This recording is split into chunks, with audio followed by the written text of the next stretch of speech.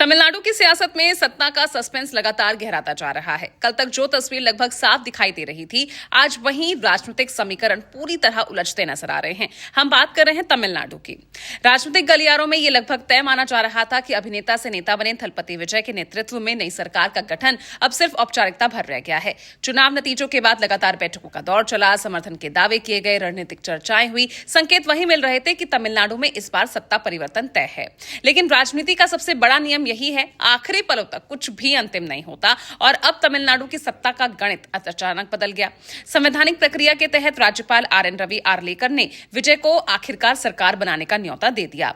अब योजना के मुताबिक आज यानी 9 मई को सुबह 11 बजे विजय को मुख्यमंत्री पद की शपथ लेनी थी। लेकिन शपथ ग्रहण से ठीक पहले समर्थन पत्रों को लेकर एक बड़ा विवाद खड़ा हो गया। अब देखिए, बहुमत का गणित भी समझिएगा और कहां ये पूरी तरह से राजनीति फंसती हुई दिख रही है वो समझिएगा। विजय ने राज्यपाल को कल 116 विधायकों के समर्थन का दावा पेश किया। इसमें उनकी पार्टी टीवीके के 107 विधायक हैं, कांग्रेस के 5 विधायक और वाम दल सीपीआई और सीपीएम के 4 विधायक शामिल बताए जा रहे हैं। लेकिन अब सरकार बनाने के लिए जो जरूरी आंकड़ा है वो चाहिए 118 विधायकों का, यानी सत्ता से विजय अभी भी 2 विधायकों की दूरी पर खड़े हैं। और यही 2 नंबर तमिलनाडु की पूरी राजनीति का भविष्य तय कर रहे हैं। अब किस तरह से ये 2 विधायकों की कमी उनकी मुश्किलें बढ़ा रही है। सबसे बड़ा सस्पेंस है वो सहयोगी दलों के रुख को लेकर। वीसीके ने साफ संकेत दिया है कि समर्थन बिना शर्त नहीं होगा। यानी सूत्रों के मुताबिक वीसीके ने उप मुख्यमंत्री पद की मांग रखी है, जो सरकार का दूसरा सबसे शक्तिशाली पद माना जाता है। वीसीके का कहना है कि वो शनिवार को अंतिम फैसला सुनाएगी। यानी विजय की सरकार का भविष्य अब एक राजनीतिक शर्त पर टिका हुआ दिखाई दे रहा है। अब दूसरी तरफ है आईयूएमएल, इंडियन यूनियन मुस्लिम लीग। उसने स्थिति और स्पष्ट कर दी है। पार्टी ने साफ कह दिया कि वो विजय के साथ नहीं बल्कि डीएमके के साथ खड़ी है, यानी स्टालिन के साथ। अब इस बयान ने सत्ता के समीकरण को और जटिल बना दिया है। अब यहां समर्थन पत्र को लेकर किस तरह से एक नया विवाद आ गया है, नया राजनीतिक तूफान खड़ा हो गया है। अब ये जो संकट, जो राजनीतिक संकट अगर यही नहीं रुका तो अब आगे होगा क्या। उधर एएमएमके ने विजय के दावे पर गंभीर सवाल उठा दिए। पार्टी के नेताओं ने आरोप लगाया कि उनके समर्थन पत्र को गलत तरीके से पेश किया गया।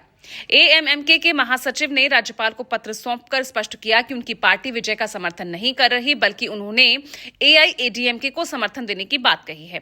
इतना ही नहीं, इस कथित फर्जी समर्थन पत्र को लेकर एफआईआर की भी चर्चा शुरू हो गई है, जिसने पूरे राजनीतिक माहौल को और गर्मा दिया है।